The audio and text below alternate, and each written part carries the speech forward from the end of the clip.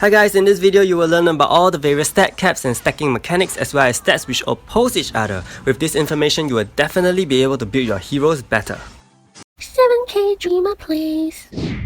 Hi guys, welcome back to another helpful episode of Aragon Always Assists. Today we'll be looking at all the basic caps and limitations in the game that you should know. But before we begin, hit that subscribe button for more useful guides coming your way. And I just want to thank my guild leaders Neo and Darko who have been very helpful, and they have very helpful PvE YouTube channels, so do check them out. They spent hours testing with me and we finally arrived at some conclusions. Okay, so first up we will start with the damage cap. Some of you might know that this is capped at 80%, but wait up! That is no longer the case. This is only met at 70% now. Before showing you the evidence, let me tell you how you can get damage increase. First, you have 20% increase in damage in Masteries at level 75. This is part of the 70% cap, which means you can only buff your hero further by another 50% via hero passives, jewels, accessories. Heroes like Awakened Roro, Awakened Rachel, Awakened Dylan, Awakened Kagura all increase damage by 60%. Unawakened Karma, Unawakened Roro, Unawakened Dylan, Unawakened Kagura, and Lina's skill increases damage by 50%. Spina herself has 80% damage increase, so you might think why this is so, but we speculate that this could be because she is catered for newer players who don't have Mastery set up yet. Well then, let's use Taka and Unawakened Karma and Rachel for this first test.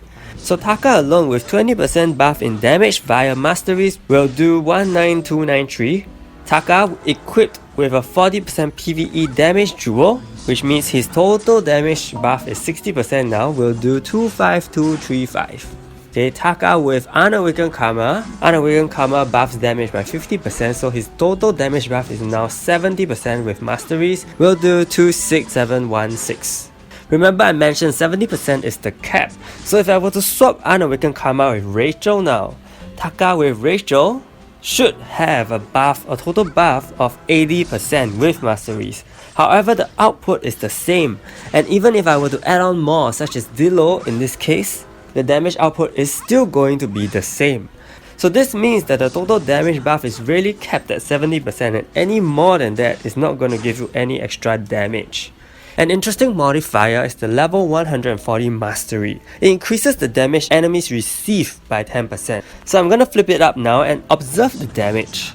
It actually increased. So this suggests that the 10% more damage that the enemies receive is actually not part of the 70% damage buff cap. Okay, it is actually a different damage multiplier altogether. So you may wonder, does this stack on with Rachel's Blaze, which increases the damage the enemy receive by 80%?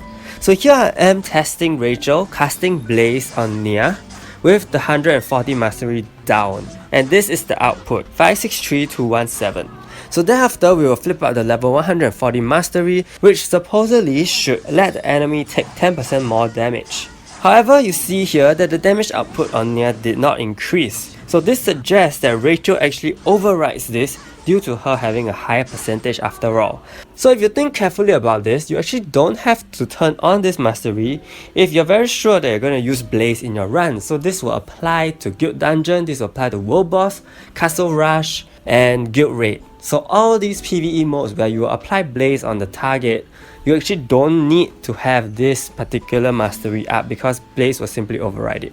And in case you guys didn't know, there is another damage increase multiplier found on Alice and Awakened Ruri and Ace, which is that they allow increased damage to be inflicted on the enemies. So previously it was increased damage received, okay, by the enemies. So does this work in the same way as the regular damage buff? So if you see here, the damage output is completely the same. Taka with Alice will give you 276191. Taka with a PvE jewel that buffs damage, okay, 40% damage, will also give you 276191. So the same output. But does Alice's buff to increase damage inflicted actually stack beyond the 70% damage cap? Okay, so we'll look at this now. So Taka with Karma, remember this hits the cap, 70% damage cap. Gives you 292440.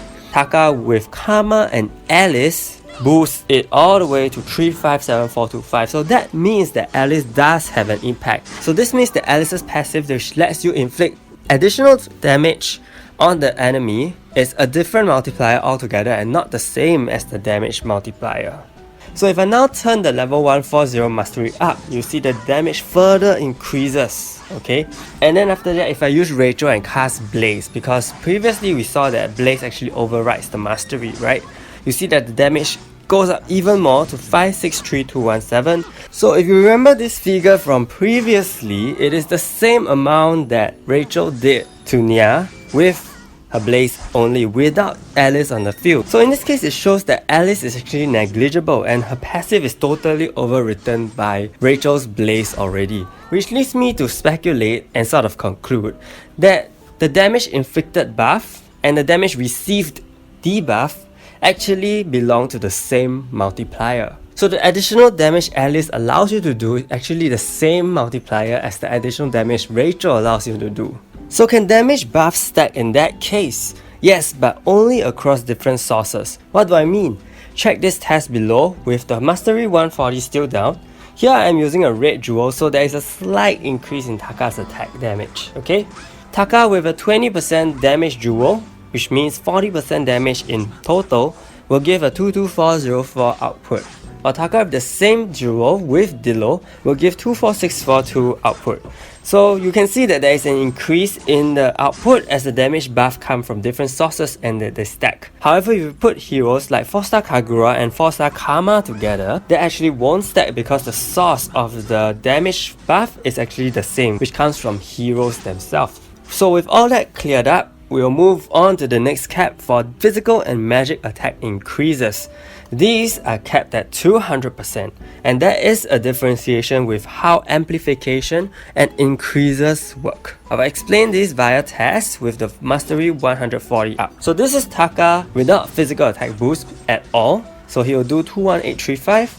And this is Taka with the PvE physical attack jewel plus 50%, 23432. So clearly the jewel makes a difference. Moving on, we'll be having the most popular physical attack buffer, Eileene.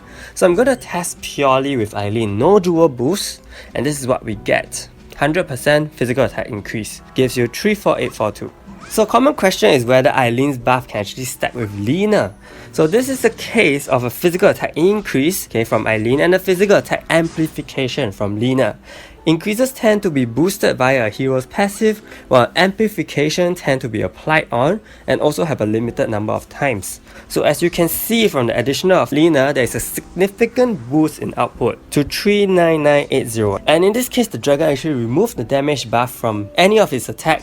So you'll be left with the pure 200% boost from both Lina and Eileene. And do remember this number very carefully, okay? We'll be using this as a comparison later on. However, similar to the damage buff, you cannot use another hero on the same team with the same form of increase or amplification, as it will not stack. So Taka with Eileene and Soy, it will still give you output similar to the one with Eileene only. So Eileene in this case having a higher attack buff will actually override Soy. So don't expect 150% buff. However, if you add on a PvE attack jewel or any other physical attack buff source, you can actually see a difference. So in this case, I added Toby and then I also added the PvE attack jewel. Then we come to the case of Hayoung, who amplifies physical attack by 200% 4 times. Remember I said 200% is the cap, and yes, it includes both increases and amplification. Basically, all raises in physical attack by whatever means is capped at 200%. So let me show you this. Taka with Hayoung's buff will give you an output of 39980, and this is totally the same as the one with Eileene and Lina. So let's look, if we include Eileene here, the output will still be the same. So there's no further increase in physical attack. Previously we saw that amplification and increase can actually be stacked, but here they all contribute to one main goal, and that is attack raise. And the overall raise is capped at 200%. So even though amplification and attack increases stack, they are still capped at 200%. Then you may ask, if Hayoung is so great and lets us hit the cap, then I don't need my Masteries. No, you still need them. Attack increase via Masteries are not included in the count. So here I turn off all my physical attack increase Masteries, which is basically about 80% physical attack increase. So I turn them all off, and you can see that the output takes a severe drop even with Hayoung's buff, okay? Then you have the guild-in buff. So is guild-in buff actually included or excluded from the cap count? Thanks to my guild leader for helping and supporting my test. He let me test between these two different compositions by turning off the physical attack increase in buff for Hayoung's test. So if both outcomes turn out to be the same, that means the guild in buff is actually part of the calculation. And I'm also testing this in adventure because in buffs do not work in smart mode. So yes, indeed, the output is the same. So this means that the guild buff is also a factor to be considered when you are counting towards the attack increase cap. So do soul skills matter if Hayoung's buff is used? Another way to look at this would be, do soul skills count towards the cap?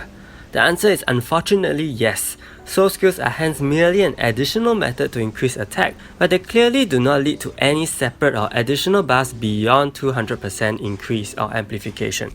So what about Spina? Does Rin actually boost her any more than her own amplification? The answer is no, as seen from these two tests with and without Rin. So with all this data right here, I believe you guys are convinced now that physical and magic attack increase cap is at 200%. This is important for you so that when you're equipping your heroes and planning your team, you wouldn't actually over-invest and over-pump your hero and end up wasting hero or jewel slots or resources and make the wrong jewel, pet or accessory choices. Next up, we have crit rate and lethal rate and block rate and counter rate. These are really just referring to the chance for you to perform crit attacks or lethal attacks, to block or to counter, and 100% basically means you will definitely trigger it. For this, Masteries and in-buff are all considered and there is no cap per se. However, these substats can be reduced more often via enemies' debuffs. Whether in arena or guild dungeon, it only means that if you still want to trigger these crit attacks, lethal attacks, block chance and counter chances, you have to find ways to hit 100% or beyond after accounting for all the reductions. So if I initially have an 80% counter rate on my hero using armor, if I face an enemy that reduces counter rate by 60%, it only leaves me 20% chance to counter. Then I have to find ways to increase that 20% back to 100%, perhaps via masteries, jewels, traits and or accessories. The next thing I want to cover is the crit and block and how they interact with each other. So we have two types of crit attacks. Guaranteed crit, which is what you see on Cal, Mercury and Taka, and crit attacks due to high critical chance, which is what you see on Spina and Palinus. Same for block, you have guaranteed block, which is something you will have on Rook, Wukong, Kalhara and Karma, and also blocking due to having high block rate. And this more often comes from buffs from heroes like Helena and Lucy. So how it works is that if a guaranteed crit attack hits a guaranteed block hero, the hero will receive neutral damage. If a guaranteed crit attack hits a hero with block chance even at 100%, a crit hit will be applied.